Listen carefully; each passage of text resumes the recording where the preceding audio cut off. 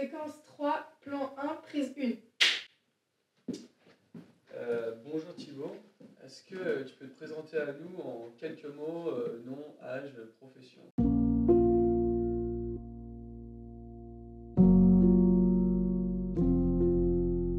Je m'appelle Thibaut Stipal, j'ai 43 ans, je suis photographe, spécialisé plus dans le portrait. Quelles ont été tes premières influences en photographie? En photographie, les premières influences sont... en fait, quand on commence à photographier, à s'intéresser à la photo, on s'intéresse beaucoup au reportage. Quand t'as pas énormément de matériel et que t'as envie juste d'aller découvrir le monde avec un boîtier, une caméra, tu vas dans la rue. Historiquement, tu t'intéresses après à des figures. On connaît tous des Robert Doisneau, Henri Cartier-Bresson. Moi, je voulais être photographe de guerre à la base. La photo, c'est une recherche d'adrénaline quelque part. Et je pense que le photographe de guerre reste toujours un espèce de mythe. Ça c'est un truc qui veut faire passer des messages forts. Mes premières influences, mes premières envies, c'était ça. Et donc, est-ce que tu as pu quand même expérimenter un peu le job de photographe de guerre ou reporter sur le terrain un peu ou pas? J'ai fait beaucoup de reportages. J'étais très intéressé par la photographie de guerre. J'en ai pas fait, mais je suis allé rencontrer en fait des photographes de guerre. J'ai eu la chance d'aller rencontrer Yann Morvan, qui est décédé il y a pas très longtemps, grand photographe de guerre. Stanley Green aussi, qui est décédé il y a quelques années. James Nashtway, qui est toujours là. Des photographes de l'agence Magnum, de l'agence Seven, Nour. Après, là où j'ai changé d'avis, c'est que c'est des métiers très dangereux. Je me suis quand même rendu compte que c'est des gens qui risquent leur vie et que le monde s'en fout complètement. Ça m'a paru un peu compliqué de risquer ma vie pour des gens qui en ont rien à foutre. Et aussi, facteur important, c'est qu'en rencontrant ces gens-là, tu te rends compte que psychologiquement, quand même, ils sont impactés, quoi. J'avais pas envie. Et donc, du coup, tu t'es directement orienté après vers ton style de photographie actuel ou tu as mis du temps à te trouver, te chercher en fait? Le portrait, je l'ai beaucoup... je crois que j'ai découvert à l'école. Moi, j'ai fait une école qui s'appelle les Gobelins. C'est comme des arts appliqués. La photo, on apprenait à l'appliquer à la vie pour facturer, remplir ton frigo, tout simplement. On apprenait beaucoup de techniques, le studio, tout ça. Et je me suis rendu compte que de toute manière, ce que j'aimais photographier, que ce soit dans la rue, un peu absolument n'importe où, c'est les gens. Moi, je photographie quasiment toujours en lumière artificielle, que ce soit dehors ou en studio. Il y a toujours une patte, il y a toujours une signature. Et ça, je crois que c'est important. C'est peut-être l'ego du photographe qui marque la photo, là, je sais pas. Okay. Faut le dire, le vilain bon ego on me donnait. Donc tu dis que tu as fait l'école des Gobelins. Ouais. À l'époque, vous aviez appris du coup la retouche photo, j'imagine? Ça faisait partie de vos cours? C'est venu après ça. Okay. Parce qu'au Gobelin, on travaillait encore en film. Le numérique, par exemple, je l'ai vraiment apprivoisé sur la fin de mes études de photo. À l'école, je faisais beaucoup de films, beaucoup de tirages. Encore donc le labo, lumière inactinique, dans le noir, tout ça. On en faisait déjà au labo. La retouche, les gens, ils l'utilisent un peu, pas forcément de la bonne manière, j'entends quelque part. Moi, par exemple, même encore aujourd'hui, quand je retouche mes photos, je retouche pas beaucoup plus que par rapport à ce que je ferais en labo. Je dénature jamais une image, quoi. Aujourd'hui, on évolue tout le temps, on apprend des choses. Le regard évolue, donc la retouche, la photo évolue, tout évolue, tous les jours. Et donc, est-ce que tu as un regard sur les standards de beauté dans l'industrie de la photographie? Les standards que tu peux trouver dans les magazines, etc. Ouais, je crois que ça fait partie de mon métier, et même avant le métier, tu vois, là, les livres que tu vas voir là, en fait, c'est de la photo toujours très esthétique. Moi, j'aime l'élégance, tout ça, ça me parle. Et du coup, j'ai forcément, en effet, un regard sur le monde qui m'entoure. Ouais. Je sais faire la part des choses, c'est ça le truc. Tu sais apprécier une image, même si elle est beaucoup retouchée. Par exemple, tu regardes le travail de David Lachapelle, c'est des images très trafiquées, mais je les adore, mais je sais que c'est pas la réalité, quoi, en fait. Faut partir du principe que souvent, la plupart du temps, une image, c'est pas la réalité. Le tableau de Magritte qui dit « Ceci n'est pas une pipe », je sais pas si vous connaissez cette image. En fait, ceci n'est pas une pipe parce que c'est l'image d'une pipe fabriquée par le regard et la technique de René Magritte. C'est un vrai problème, du coup, je trouve, pour moi, que les gens se comparent beaucoup trop aux images qu'ils voient tous les jours. Il faut vraiment partir du principe que l'image, c'est pas la réalité. Donc quand tu vois des nanas, en effet, sur les couvertures de magazines qui ont des jambes sublimes, qui ont un make-up, tout ça c'est travaillé pour que ça soit une espèce de perfection qui n'existe pas. Les pubs pour la nourriture où ils mettent que des produits qui sont pas du tout comestibles en fait. Ah, complètement aussi, ça existe aussi dans la photo culinaire. Tu vois, quand tu vois Ouais, c'est ça, ouais. un beau Big Mac, machin, ben, il n'existe pas ce Big Mac. Ouais. Tu vois. Ouais, se situe ta frontière entre professionnel et le particulier, entre tes expositions et ton gagne-pain en fait. Qu'est-ce qui va les différencier? Bah, l'un nourrit l'autre. Le moteur, c'est vraiment le travail personnel. On n'est pas photographe, artiste, je dirais à la base, pour remplir des commandes. Notre survie, c'est d'y répondre avec ce qu'on sait faire, ce qu'on aime faire. Donc, pour moi, la photo. On se rend compte que même ce travail de commande aussi nourrit psychologiquement le travail personnel. Je pense qu'il y a un truc, quand notre téléphone ne sonne pas, on perd un peu de confiance. Dans le professionnel, du coup, est-ce que ça t'arrive de faire des mariages ou, Non. Non. En quoi consiste du coup ton côté professionnel de la photographie? Moi, j'ai beaucoup travaillé pour la presse. J'ai beaucoup travaillé pour des maisons de disques. Aujourd'hui, je travaille beaucoup plus dans des milieux publicitaires, corporate. Je continue à faire des petits sujets de presse. Je dirais que le mariage, c'est des gens qui font ça très bien. Tu vois, on sait pas. Je leur laisse. Moi j'avais une petite question pour toi Thibaut. En tant que photographe professionnel, on parlait du coup travail personnel tout à l'heure. Est-ce que tu arrives concrètement à être fier de toi, de ton travail, ou alors est-ce qu'on cherche toujours la perfection, l'amélioration de soi, de son travail? Bah écoute, ouais, en fait, je pense que c'est une chance, une force. Quelque part, tu sais, c'est presque un espèce de système où j'arrive à répondre à mes questions en faisant des images. Après, les images, je sais vraiment au fond on peut toujours faire mieux. On sait que là, on est satisfait, demain, on le sera plus. Mais il faut accepter ce mécanisme. Parce que si tu l'acceptes pas, tu souffres beaucoup. Tout à l'heure, du coup, tu disais que tu t'étais un peu adapté au numérique. Aujourd'hui, tes photos, tu les prends en argentique ou en numérique? Non, en numérique, je disais tout à l'heure que le numérique, je l'ai découvert après l'école, plus. C'est pas qu'on préfère, c'est on s'est habitué à ça. Et travailler en argentique, c'est devenu une contrainte à laquelle on s'est un peu déshabitué, quoi. Il y a plus beaucoup de labos qui traitent les films, qui les traitent correctement, en tout cas. Nous, personnellement, après, c'est vrai que travailler en numérique, on est rentré dans une ère qu'on travaille assez confortablement, on va dire. On n'a plus à travailler avec des films, à faire attention à la poussière, à faire plein de choses comme ça. Alors je dis pas que c'est mieux, parce que non, pareil, en fait, il y a aussi des contraintes avec ça. Il y a un matériel qui est ultra pointu, le pixel, tout ça, il y a une précision qui est un peu vomitive. Moi, je sais que je travaille en numérique, mais je travaille toujours avec une méthode argentique, quoi. Je pars sur une image, je veux qu'elle soit super bien, je me dis pas que je vais rattraper une image en post-production. En parlant de technologie, je voulais avoir ton avis sur l'IA, sur un peu l'avenir de la photographie, si tu penses que ça va remplacer un peu la photographie, si c'est une aide, si c'est bon à apprendre, tout ça.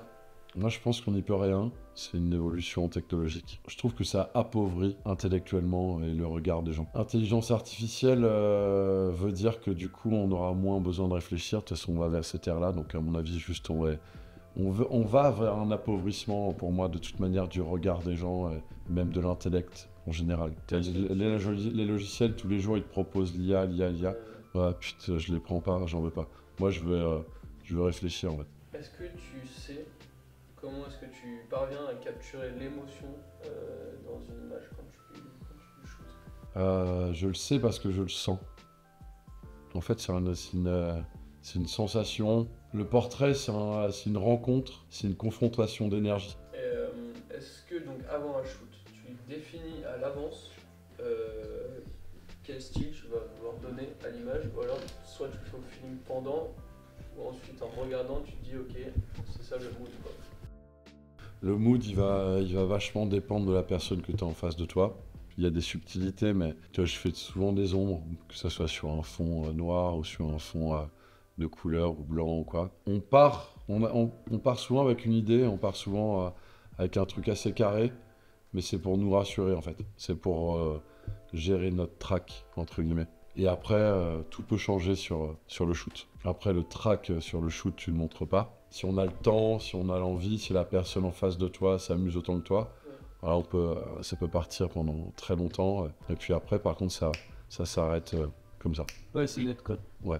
Est-ce que tu as un projet en particulier qui t'a marqué, le projet le plus mémorable sur lequel tu as travaillé ou, Moi, je les aime tous quasiment. Enfin, ouais, quasiment. Enfin, je les aime tous, mes sujets. Mon tout premier projet, je crois que c'était celui qui m'a fait connaître et qui a fait décoller le truc. Ça s'appelle Androgyne. Bon, aujourd'hui, il y a beaucoup de choses autour des sujets du genre, LGBT, tout ça là. Androgyne, ça parle de ça, c'était il y a 15 ans, tu vois. Après, j'ai fait d'autres sujets. La photo que vous avez là, en fait, c'est un sujet qui s'appelle rock. Ce que j'aime bien, ce que j'aime beaucoup, même, c'est que même dans des sujets que je vais faire aujourd'hui, on retrouve le tout premier. Et il y a un espèce de fil rouge, pour moi, qui est évident. Je me perds pas, c'est cool. tu avais fait une exposition qui s'appelait Rêve de gosse. Ouais.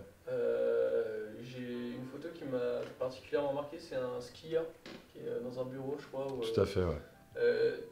T'as fait beaucoup de post-prod du coup sur celle-ci Non, pas trop. Comment Il a sauté plein de fois en l'air avec ses skis, ouais. Mais il en a bien chié, ouais. J'avais l'impression que t'avais ça. Mais bon, il était hyper volontaire. Mais je suis pas, quand je dis qu'il en a bien chié en rigolant, je suis pas là pour faire souffrir les gens. Lui, franchement, il a beaucoup rigolé, quoi. Il s'arrêtait plus, le gars. Et celle du cosmonaute, Ouais. pour la combi, c'était une vraie? Enfin, elle était là ou, On avait acheté un costume d'astronaute, tu vois, sur internet, un truc un peu tout pourri. Et il y a une super costumière Ah ouais. qui l'a retapé, qui l'a vraiment vachement amélioré. Avec des tuyaux, du carton, de la peinture. Tu habitais, si je ne me trompe pas, à Paris avant. Tout à fait. Pourquoi ce choix de s'implanter à Royan et de faire des déplacements plus souvent du coup à la capitale?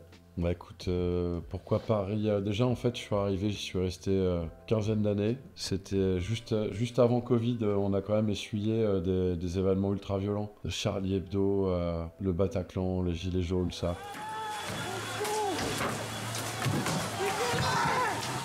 Enfin, moi, ça commençait vraiment à me taper sur le moral. De Paris, j'étais parti vivre à Montreuil. À Montreuil, j'ai vraiment adoré Montreuil. Ça devenait vraiment de plus en plus dur, beaucoup de violence partout. Et la chance de la vie a fait que j'ai hérité de la maison à laquelle vous êtes là. Ça, on est dans mon atelier, mais c'est une maison dont j'ai hérité. C'est la maison de ma grand-mère. Je me suis confiné ici, au bord de la mer, dans une région dans laquelle j'ai grandi. Une vie, je veux dire, assez loin du stress parisien. Et est-ce que tu avais songé à d'autres villes ou... Ouais, bah... Après, c'est vraiment, je suis ici parce que j'ai hérité de cette maison ici. Mais d'autres villes, après Paris, moi je suis un grand fan de Londres. Je me suis posé la question sur New York. Je me suis dit ici, c'est peut-être pas pour rien que j'ai hérité de cette baraque. Je suis un peu dans mon cocon, je suis hyper en sécurité mentalement, je veux dire. C'est cette maison en fait qui m'importe. Moi ici, il peut rien m'arriver ici. C'est un petit blocage mental. Et professionnellement parlant, c'est pas plus compliqué et plus restreignant C'est un peu plus compliqué, ouais. Il y a des choses que je fais plus. Le plus compliqué, c'est de ne pas se déconnecter, en fait. Voilà. Bon, hélas, il y a beaucoup de choses qui sont toujours très centralisées à Paris. Pas tout, hein, parce que finalement, en habitant en province, je me suis un petit peu mis à travailler dans d'autres villes que Paris. Mais ça vaut le coup. Parce qu'en fait, justement, les périodes où on n'est pas en commande, on peut travailler ici calmement, sereinement, entouré de bouquins, de bonne énergie. Pas dans le bruit, tu descends pas dans la grise mine des gens, une énergie un peu désenchantée. Moi, je trouve que Paris, aujourd'hui, c'est désenchanté. J'adore y aller, mais j'aime beaucoup en revenir aussi. Tu as décidé de t'impliquer dans l'évolution, on va dire, de l'art local à l'échelle de Royan ou ses alentours, dans l'agglo. Tu essaies un peu de dynamiser, de faire ressortir la jeunesse dans un paysage qui est un peu grisant pour eux.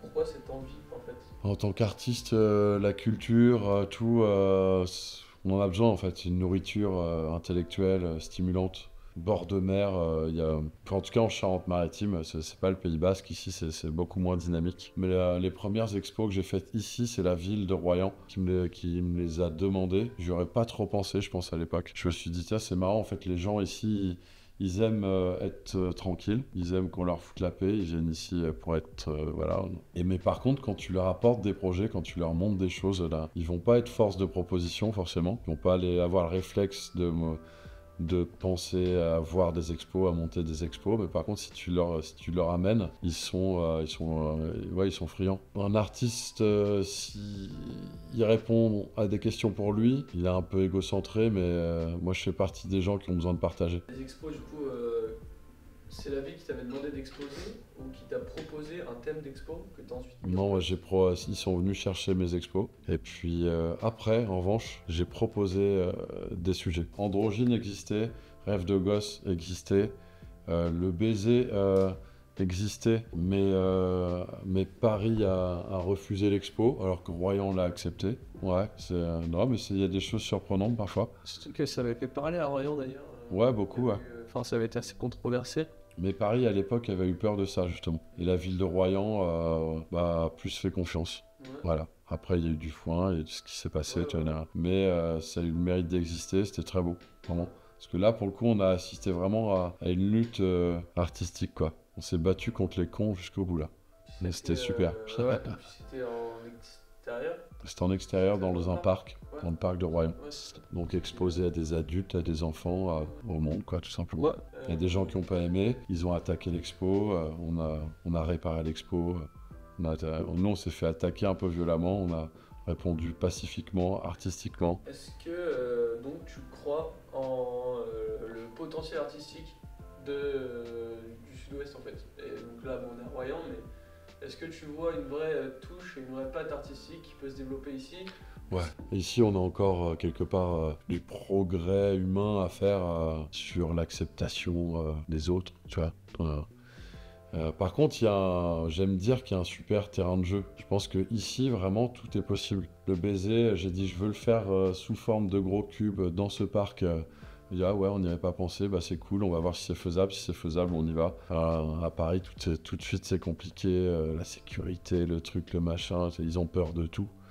C'est pour ça que ça s'est pas fait d'ailleurs. Moi je l'avais proposé à la place de la République à Paris. Ils ont dit non pour X raisons. Alors qu'ici ils se sont dit bah vas-y, ça se tente, c'est cool, c'est un beau projet, on y va. Après j'ai fait une expo sur des surfeurs sur le quartier de Pontaillac. Il n'y avait jamais eu d'expo sur cette promenade en bord de mer. T'as le service culturel, le service technique de la ville aussi, qui est super efficace, qui adore. Le mec s'est dit ouais, en fait on va pas monter une patinoire comme tous les ans, voilà, on va monter une expo, c'est cool. Donc le potentiel il est là. Mais j'aime m'impliquer ici dans les projets, je suis hyper impliqué dans le festival du cinéma aussi, c'est des choses qui sont un peu toutes neuves. Il faut surtout pas, parce que moi je lâcherai pas ce truc-là. L'art et l'amour, c'est les deux choses qui vont faire évoluer l'être humain. C'est un cliché, attends, je fais ma Miss France, mais je vois, avec l'art et l'amour, peut-être qu'il y aura plus de guerre. Inch'Allah. Inch'Allah.